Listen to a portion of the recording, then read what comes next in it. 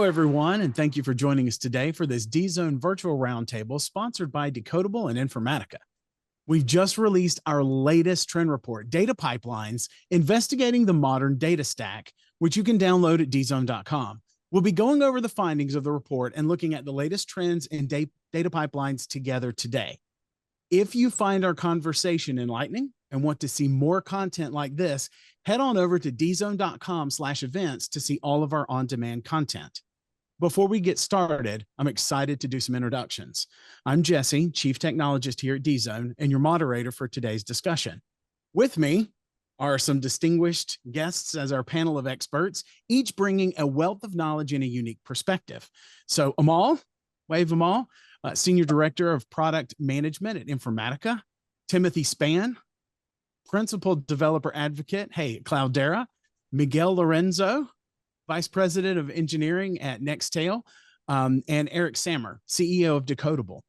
Timothy, thanks so much for writing the article on real-time analytics in the trend report. And Miguel, you did a great job on the evolution of data pipelines in the trend report. I'm super excited to get started. I hope you guys are too. So as we jump into this, there's a quote that kind of hit me in the face earlier this year, and it says that we're growing so fast in the amount of data that we collect. Each and every day, we collect 2.5 quintillion bytes of data, 2.5 exabytes, and that's growing. So much so that 90% of the data in the world today has only been created in the last 2 years. Data pipelines are important, right? I think of it as raw material for the 21st century, the foundation of the information age, and much like oil, it needs to be refined to unlock its true value. So I imagine data as this crude oil flowing through pipelines, undergoing refinement, which fuels all the interesting things we get to do each and every day. So to kick us off, I want to know if you agree or disagree with this and tell me why. The growing emphasis on data democratization results in increased and nuanced ways in which data platforms can be used, and by extension, also empowers business users to make data-driven decisions with confidence. You agree or disagree? And Timothy, let's start with you. Sure. I think the data democratization, I think that's positive and negative. Okay. Because unless you have good guardrails and good technology to make sure people don't, shoot themselves in the foot by loading wrong data, bad data, it's very easy for people who haven't been around data for a while to, misinterpret what data is and load it very incorrectly, or think they load it multiple times, not realize they should do some kind of, checking on the data. So, New York City may be in there as free text and have 400 versions of that. I think we've all seen that sort of thing. Yeah, data clean list. I think there needs to be some help, whether that's from the platform, whether that's from AI or some rules, a combination of those to make sure, people get on the right path. At least once you have all the data flowing, then, you could make ad hoc queries and decisions and, retry things and not worry about it. But when that first gets started, you really got to, ensure things look at least right to AI or some rules or somebody before you, put that in front of the CEO and go, yeah, this guy on the loading dock loaded 5 petabytes of data, but it's all the letter H. Speaking of CEOs, let's ask one. Eric, what do you think about, see what I did there? The data democratization. So yay or nay? And what do you think? I mean, I think so. I think it's hard to say universally, because I think we have to think about sort of the different communities of people. I think that there are democratization in the context of people building product recommendation systems as part of a retailer, right? Like those are a bunch of engineers who have a different level of experience and expertise and tooling and sophistication available to them versus like, your typical like exec or even like business analyst style user whose primary interface with these kinds of systems might be through sort of heavily curated and heavily refined and redacted and, anonymized, and sort of like all of the various stages that the data goes through before it really lands in like a BI tool, like Superset or Sigma or, any of these kinds of things. And so I think it also, there's the question about like where in the sort of pipeline, in the refinery process, to use your analogy, are we actually stepping in? And I do think that there's a number of cut points. There's operational versus analytical. There's all the different phases that data goes through between moving from operational systems like Postgres and MySQL and those kinds of things into analytical systems like Snowflake or Cloudera or Databricks or whatever the sort of weapon of choice might be. That will flow through systems, both open source and commercial, and then all the way through to the last mile, which honestly, let's be super honest, is like sometimes and maybe even most often things like Google Sheets and Excel to systems that are incredibly sophisticated, like the modern sort of BI stack and data lake, data warehousing systems. Yeah. And let's be honest, Excel is and has been the most widely used BI tool on the planet for decades. Yes. Right. Billions of users for sure. But another BI tool is Informatica. They have a lot of BI stuff. So let's see what Amal thinks in terms of data democratization. So we have a be careful with it with Timothy. We have a lowercase democratization with Eric, making sure that things are cleaned. And so where do you stand on this, Amal? Yeah, so I think I agree with some points mentioned by both Timothy as well as Eric, in the sense that the second part of your question, right, or the statement that whether the democratization actually has enabled users or has powered users to make decisions and all that. To use your own analogy, right, by allowing people to access the data, we have given them raw material because the data as ingested from the source is raw. And we know that data created by transactional systems or any applications is never meant to be analyzed. It's created for the benefit of those applications. It's not necessarily easy to understand by a large number of people. So that factory that is going to actually transition that raw material into something of use, as Rick mentioned, right, those different cut points and all that, that is essential. So the data democratization itself and this process together is going to make it, it is going to empower the users. So that's the second part of your statement that you mentioned. And the first part, I completely agree with that because these things are going to happen now, the platforms that are either used for acquisition or for processing or for analytics all have to take that into account. That it's going to be a lot of data. It's going to be with changing structures or without structure and all that kind of thing. So all of that. Yeah, I agree.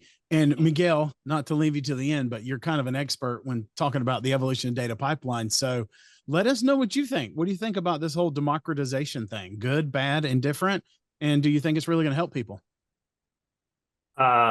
Of course, I think this enable people and business to make decisions.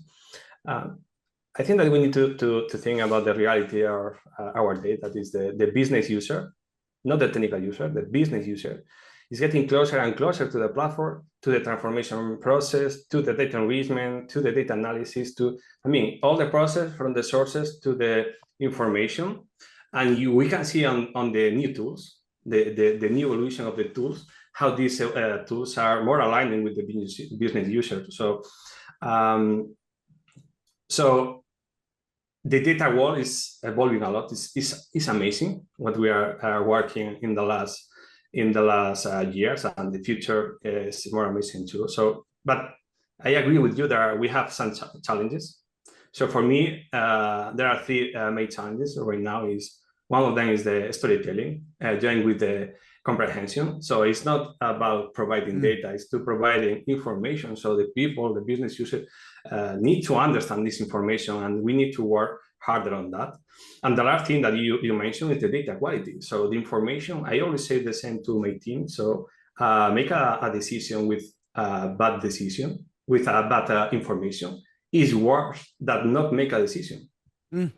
And this is something that we need to resolve. It's the main problem. The 19% of the data platform in the world. So the only thing is that people usually don't talk about this, no? But yeah, it's a good point. I mean, making a decision on your gut using the information that you know to be true is better than making a decision with data that may not be true at all. Right? That's Fantastic point. All right, so let's get into some more of the pipeline stuff. Let's talk about ETL or ELT, whether you're transforming or loading first or second. And I want to. We all know that those things are linked together, right? ETL and ELT are definitely linked. We want to find out, right? Wanted to find out from our developer audience who are using all these different approaches. So we asked them to rank how often they extract, transform, and load using some different approaches. And I'm going to tell you what the top results are ranked. And you let me know if this jives with what you're seeing. So number one, ad hoc batch scripts run on a schedule. So for those of you who are cron fans, cron is apparently still alive and well. Number two, manual database imports and exports. So whether CSV, text, etc. Reusable but manually run SQL scripts, right? So what do you think of the list? Do you think that it lines up with what you really see out there? Eric, why don't you go first? Yeah, I probably have, maybe a slightly different lens on it. I think as I read through the report, which is really interesting to see, it skews for me toward a community that is largely centered around what happens after the data lands in a data lake or data warehouse. Like when I look at it, and I'm coming from a real-time stream processing background, I'm thinking about operational to analytical systems. That to me, and maybe this is just me drinking my own Kool-Aid on this, but like, I think increasingly, I think we're seeing this architecture of systems that are moving in real time from operational systems into analytical systems. I'm biased, my card's on the table, but also sort of feeding various other real-time operational systems like microservices and caches and full text search. And so like in my brain, the data landscape includes all of those systems, which to me, isn't happening in batch, isn't like scheduled, infrastructure that wakes up and I guess it could be, but I think increasingly is moving to real-time systems. And then I do think once that data gets landed in data lakes or data warehouses and those kinds of systems, then that is where I think a lot of, at least like, again, through my lens, this kind of infrastructure picks up of like, just like these scheduled, cron based systems and batch infrastructure, which to me is more offline data processing. And I do think that there's a dichotomy of like online operational data processing and offline analytical, and like there's a shady gray area in like the Venn diagram where those things overlap. But I actually think that we actually don't talk about that difference enough. And we tend to think about ETL as being like a thing that happens in the back office rather than being a thing that happens in production infrastructure implicitly in the way in which applications are built. So I don't know. That's my spicy hot take on this. That's good. I mean, and two, it'll depend on the demographic. I was getting ready to dig into some more of the demographic information, because if you're dealing with more architects, higher level, they're going to see it differently than a low level engineer. So point well taken. I like it. Amal, you were agreeing vehemently, looked like you wanted to get in there. So get in there. Yeah. So as as our own company and our own customers are transitioning to cloud, right, we are noticing what Eric was alluding to. So in the old world, so I've been a long timer at Informatica. So our on-prem ETL platform is obviously well known, and there it was exactly like what Eric was describing. Right, ETL was always considered as a back office thing that you just get your data in batches and process and all that. But we are saying in last few years we have seen that change completely. So that's true, and I was agreeing to that. The other part about your original question, I think I looked a little deeper into the report because it was a little surprising to me the kind of answers they had, the ranks they had given. But I did find that as the size of the employees or the size of the company grows, when it is more than 1,000, it totally resonated with what my impression has been, that they are preferring tools. So either an ETL tool or a data pipeline tool and so on. Because I think by that time, I think it's a little cultural. Without taking too much time, what I'm thinking is, I think where it matters is whether you as a customer or as an organization are drawing your architecture first and then choosing the tools or the vendors that fit that architecture, or you are starting new and you are signing up with a vendor and you're just drinking their Kool-Aid and just going with that. I think small companies, they want quick wins. They will eventually typically try to use code initially. But as the things grow, as their teams churn, they need more governance, and everything gets bigger and bigger, I think that's where they tend to use the tool. Yeah, it's a good point. And I'm looking here and it says, 20% were developer engineers, 13% as a solutions architect, 10% as team lead. So it skewed a little low. 21% were architects. So it skewed a little lower, which is, it may play into it. They also said that Python was still one of the most popular languages. I will hold my truth on whether that's a real language or not. Miguel or Timothy, sorry, I'm a Java guy. Y'all know the drill. Timothy, Miguel, either one of y'all want to weigh in on this before I get to the next part? From my side, I am surprised about this information. I don't want to believe it, right? Sure. In the 2023, talk about the most of the people are using a Docker scripts on a schedule or using a manual import or an export. So of course, we use, in our case, some manual import and export for occasionally. But right now, this can be automated, and in the cloud world. So I think that there is something wrong, and I agree with Eric that people when people think on the streaming on the real time, they don't think on data pipelines. Many people think in software architecture, but at the end, there are a data pipeline. They use ETS, ELT, and other approaches. So I think this is something missing in the run. Yeah, interesting. Yeah, we'll get into some of that. Timothy, any thoughts before we move on? Yeah, just quick. To me, I think some of this is just showing you that there's some legacy or applications that just work either at smaller companies or companies like, well, we're eventually going to replace that, leave the simplest process possible. I use my most junior people or consultants, just churn it out for now, use whatever works. It's low priority. We're going to move that to a cloud platform. We're moving, from some old thing to a new thing. We know that's happening. We know we're going to add change data capture. We're going to, modernize this. There's no reason to do a intermediate step of cleaning this up to maybe a better batch scheduler, maybe, formalize all these scripts when I know I'm going to throw them out and use more modern tools and switch everything to streaming. Let me leave what's working and move to the next for the new apps. Got it. That's a fair point too. And I got to ask, right? So in the moment, panel of experts on data, how many of y'all run anything ad hoc batch script wise? I use NiFi. I was going to ask, how many of you use a tool that you either work for or is displayed on your background, right? So that's another one, I'm sure. And Eric's like, I should have had my background changed. No, that's okay. I think, I think we internally try and eat our own dog food or drink our own champagne, whichever sort of analogy you like. Ooh, fancy. Okay. So depending on the mood that I'm in, it's either eating my own dog food or drinking my own champagne. But I think, like, generally speaking, like, our belief that is, if streaming were as easy as batch, which I will concede it is not currently. Correct. Yeah. There would be no advantage to doing batch, right? It's very rarely like better to have like less out of date data. Now, I think that there's plenty of challenges and sort of logistical challenges. So I actually think we do have some batch stuff internally. Please don't tell anybody I said that. But like, I'd be surprised if people didn't. It still works. Cron's been around since 1975. It really is. So I think that that's normal. I also think that this is like indicative of just like how much like modern tooling has not penetrated the lion's share of like users out there. Yeah.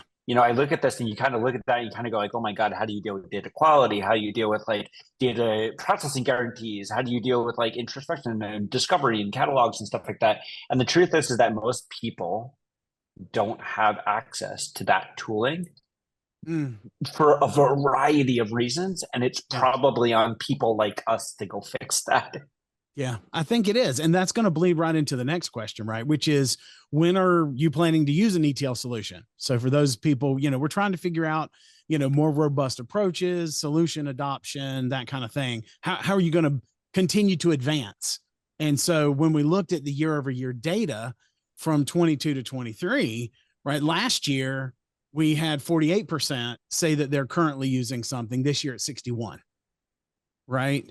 Now, what you'll notice is that people who said that they were going to do it in the next 1 to 3 months or 3 to 6 months, those went from 17 and 9%, both down to 6%. So it looks like they're more than half now, for the first time since we've been doing this, is using an ETL solution, which coincides with the decrease in respondents, who said that they were planning to use one. So what do you think is pushing that? Do you think that some of the stuff that you all have been discussing today are pushing these people to move to these more advanced ETL? Like, what are some of the challenges you think they're looking to overcome? Anybody jump in there? I could jump in because I've seen this one. I think a lot of it is the tools, a lot of the tools that they have or lack of tools. These systems are getting upgraded. They're getting moved to the cloud. Like people you never thought would be moving to the cloud have. Yeah. And you can't use these tools that might have been an old scripts that have been sitting on an old box for who knows how many years, or it was just thrown together. It's moving to the cloud. Now there's security risks. Now maybe they're training people to do it, or getting consultants or someone else to do it, or going right to a SaaS tool so they don't have to do as much. So I think that's driving some of that. Some of that is on premise. Almost all the vendors, unless these are homegrown or really antiquated systems, are adding more tools. They're partnering with more vendors. It's harder to escape tools for any legitimate size corporation. If you're small, then yeah, you could always get by with it. But once you're getting global 5,000, it's going to be really hard not to have some vendor ETL tool with support on it for your major initiatives. I mean, everyone has data that's important now. They can't let it just be all scripts. I mean, maybe some of the legacy systems they know they're going to replace, but for modern systems that work day to day, I'd be really surprised if any of them don't have some kind of open source or paid tooling there. And that's a good point. Moving to the cloud, upgrading everything, moving to an Amazon tool, something that it will inject the data instead of batch load it. It's a great idea. I love it. Rest of you guys want to weigh in there? Yeah, go ahead, Eric. Yeah, I think, one of the interesting things here, so I definitely agree with all the stuff Tim is saying here. I think there's also like year over year, we constantly talk about consolidation of like data infrastructure, and every year the number of logos on like source systems and destination systems gets bigger. Like it's like almost exponential year over year. And so and I think increasingly not just like general purpose data infrastructure like a Cloudera or Snowflake or Databricks or Postgres, but also purpose-built infrastructure that is like vertically integrated applications. Think like observability systems or fraud risk detection systems if you're a bank or something like that, anomaly detection infrastructure, whatever the case may be. I think we're seeing more and more specialized systems. And I think that no one in their right mind, as someone who maintains like a bunch of connectors, nobody in their right mind wants to be in the business of maintaining 50 connectors to like 5 different versions of Oracle that are run. You know what I mean? Like, there are companies, at least 3 of them on this, on this panel, who will sort of help you chew through some of that. And that list is constantly growing and shifting and changing, especially with the move to the cloud. And like, there are just more source systems or more destination systems. And that means that like, there's more opportunity for those systems to have impedance mismatch between the format or the structure or the semantics of that data, like change data capture versus append only data, or PII data versus like anonymized data. And like all of these impedance mismatches happen all over the place. And I think increasingly, just like the landscape is more complex. And obviously DZone, you know all about this, but like, I think like the general like application development stack, and I would include data infrastructure in that, has not gotten simpler. No, it's actually gotten more and more complex. And so the need for tooling and the sophistication of what people are doing with that tooling is actually kind of going up and to the right. And so like I think that's the reason we're seeing this. I also think that there's a little bit of macroeconomic stuff in here where like look, you know, it's not fun to talk about, but if you're downsizing or you're being asked to do more with the same headcount, you have to push stuff that isn't core competency to vendors and then push them on pricing. Like that's the only way that it works. And I think we're seeing some of that as well. Yeah. And your sales teams will love it, right? I mean, the sales teams are going to walk in and say, hey, y'all need a tool because you're paying this developer person who's making a lot more money now than they did 5 years ago to be able to maintain this thing and the cost offset for whatever per month. I mean, there's real dollars that are tied to that, which is important. And I don't want to like accidentally say the wrong thing here. I don't think it's that people should go fire their data platform team or their data engineering team. I think the more interesting thing for data engineers to work on is the business logic and the jobs rather than the infrastructure and the platforms. I mean, like their job should be assembling the best tools and building the company specific portion rather than like building and playing with like open source infrastructure. We do that, and various other people on this panel do that. Anyway, I'll shut up. But like that's my I don't we didn't misunderstand you. I mean, I've run teams, hundreds of engineers, and I always told my engineers, you're the most important asset we got. So if we can buy a tool and save time so that you can work on our product rather than a back end ETL thing, I want to do that. So yeah, it's I mean cost savings that way. We're not talking about layoffs for sure. Gotcha. So as we keep going through here, we got, you know, a few minutes left. I want to get into storage practices, right? So data pipeline storage solutions, you guys know this, they come in every shape and size. Eric was just telling about, I remember 451 Research did something years ago that had the whole data landscape, right? And you were speaking to my heart, man. I wrote JDBC drivers for a living for over a decade, and they were embedded in several of you guys as products who are standing on this panel right now. So I know y'all very well. But it comes in all kinds of shapes and sizes. It's blowing up on-premise, cloud-based, open source. So the question we asked in the survey was, what type of data pipeline and storage solutions are established at your organization? Like what's embedded, what's there? Cloud-based, 66%. On-premise, 55%. Open source, right, 43%. Interesting. So do you feel strongly about one or the other of these types, right? Cloud, on-premise, or open source, or a brand of multiples between those three? And Amal, we'll start with you. Sure. Yeah. So as a vendor in this case, right, we don't have any preference in general, but based on what we observe at our customers, that sounds reasonable. The numbers that you have seen or that are there in the report. What I generally observe is for any new use cases, it is tending towards cloud. People choose to use S3 or Azure Data Lake or Google Cloud Storage and so on. Most of their existing on-prem stuff is still there, and unless they are choosing to shut down their data center in the next 6 months, they have no real pressure to move it out right now. That's why I think it is there.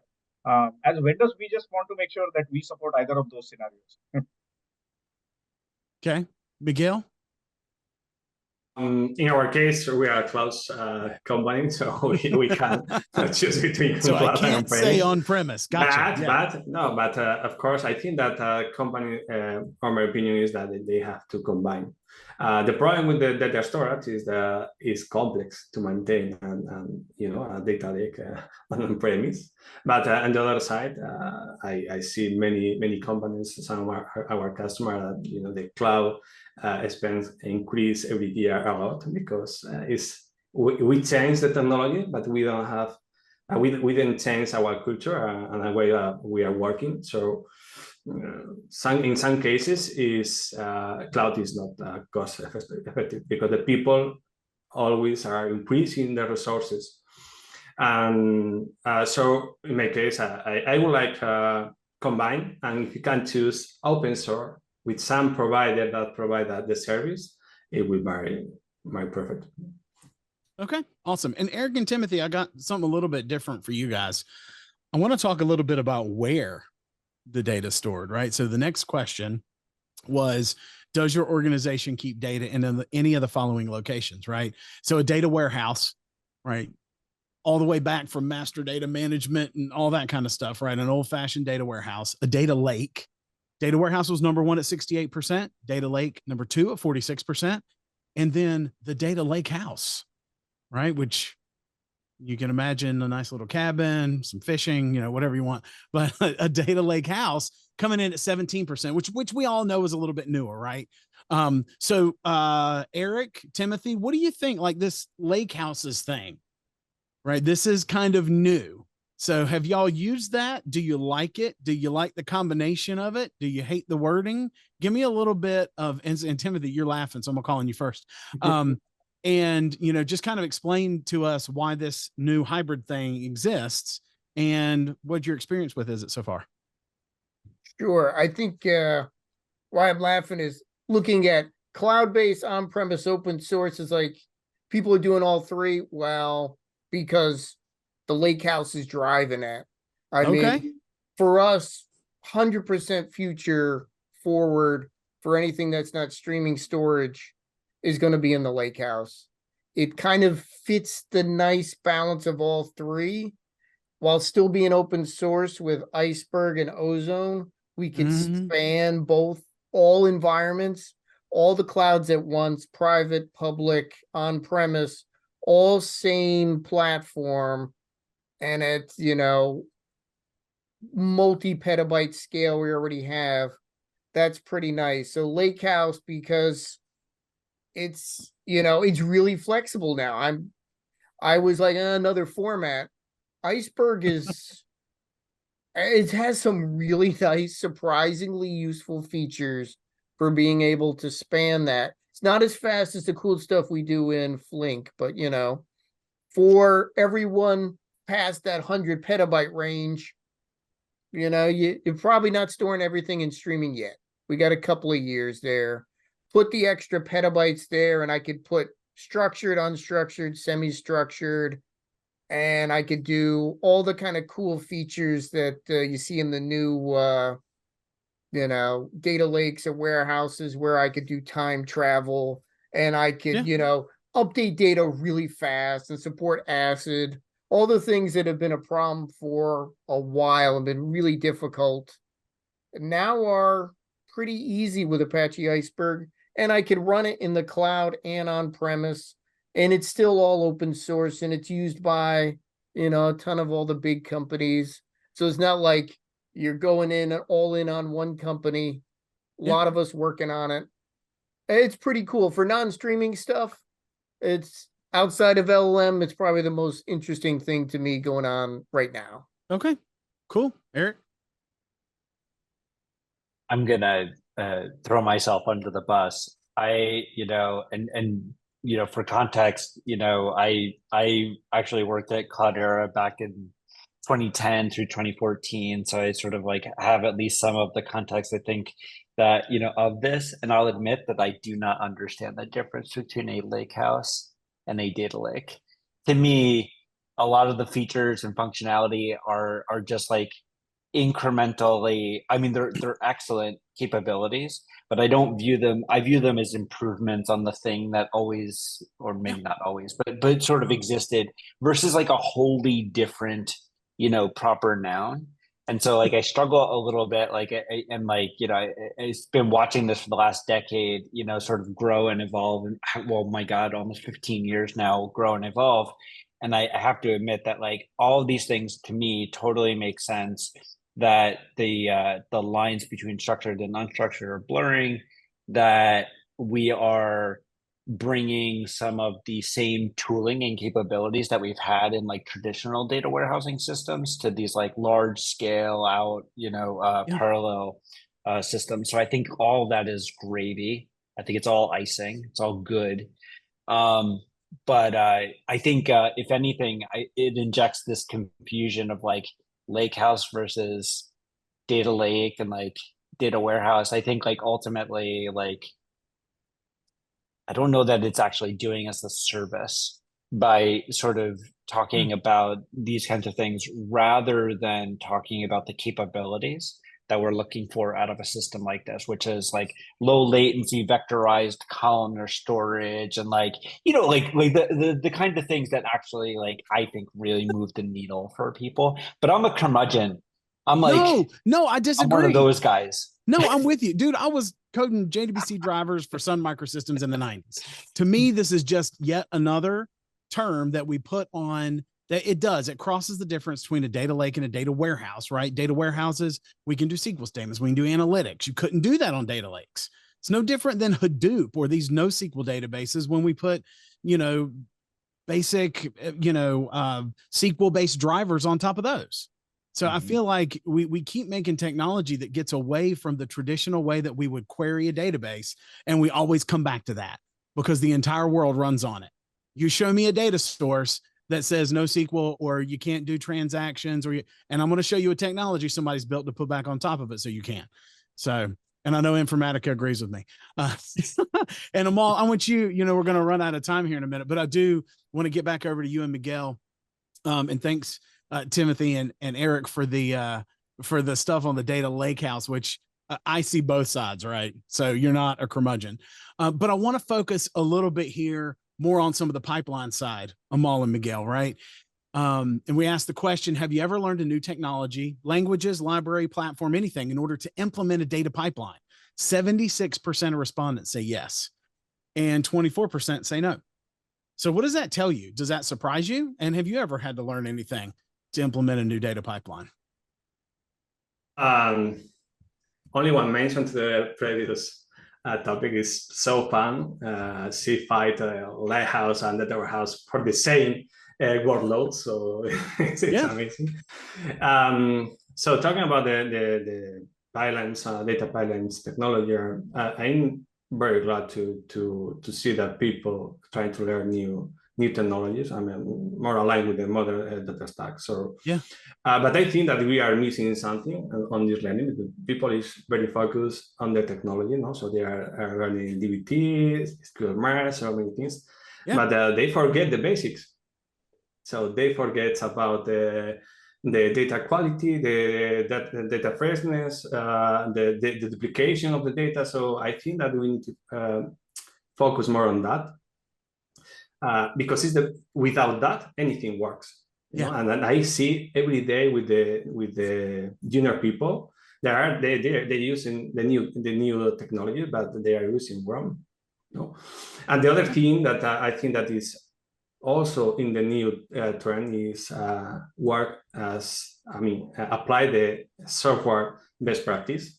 So forget the old culture. No, we work on the pilot, move data. No, we need testing. We need unit testing. We need the observability. We need many things to provide a real value. And to identify what we have problem with the data, how we can raise an event to inform our customer, our users. So, but I'm happy with to see that people are learning new technologies.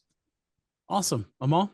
Yeah, so I was actually surprised that there are 24% who are not learning any language because as people are migrating to cloud, I think if you look at any of the cloud providers or any of the data warehousing, data lake providers or lakehouse providers, there is always new technologies or new ways of loading data or reading data or processing data within that. So I think it is inevitable that if anyone who is actually changing anything in their system will end up learning a new language or a new tool or a new way of doing things.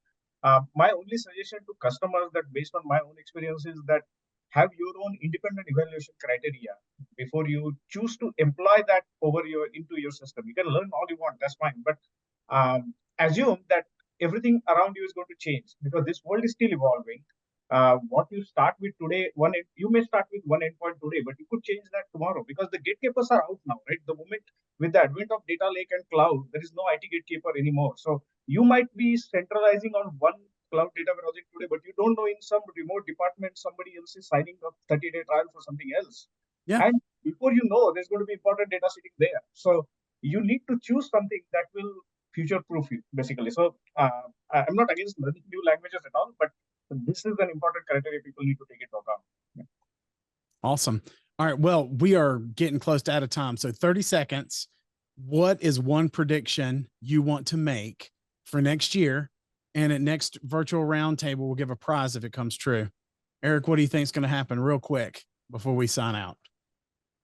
I think we'll be talking about the exact same things. Okay. All right. Amal, prediction. One quick prediction. It's a hard question because you said that you're going to check back in a year, right? So it's Yeah, like we you're are. doing this to this to me. So no, I think cost has become an important criteria over the last few months as the overall economy has gone down. So where I'm heading with that is just a quick answer. The price or the cost people were spending on their cloud services is getting increasingly scrutinized now, and that's going to only increase. And once you open that door, it's never closing back. So I think that will become a key factor in how people are designing their architecture. An example is you might move some data from your data warehouse to data lake going forward because object storage is cheaper, for example. Things like that. They could choose the runtime that gives them a good trade-off between performance and cost and so on. So that's my general prediction. Okay. Okay. Miguel, real quick. Okay, 2 points, only two. One is the consolidation of the data observability tools. So the new generation of these tools, that are amazing products that next year will be consolidated. And the other is artificial intelligence. So there are many things that we can do with that and raise a new products in the year to automate transformation, data quality, so many things. Cool. All right. And Timothy, let's go you last. Okay, I'm gonna tell you next year, Lakehouse number will be higher. There's gonna be more streaming, and you're gonna see subtle amounts of AI here and there, whether it's good or bad, it's gonna be there. And it's just you're gonna see a balance more between cloud and on-premise as the tools support moving dynamically between them a little better. All right. And there you have it. Very, very specific prediction from Tim on what we're going to see. So we'll hold you to that. But we hope that those of you out here who were tuning in today got some great advice for starting or working to build and improve your data pipelines. I want to thank all of our experts. Thank you all so much for contributing today and contributing to the trend report. And also want to thank our sponsors, Decodable and Informatica, for sponsoring this talk. If you enjoyed our talk, again, please visit us at dzone.com/events to see all of our on-demand content. And don't just leave right now. Please stay on the line for just a minute and take a quick survey. We're always looking to do better. Thanks.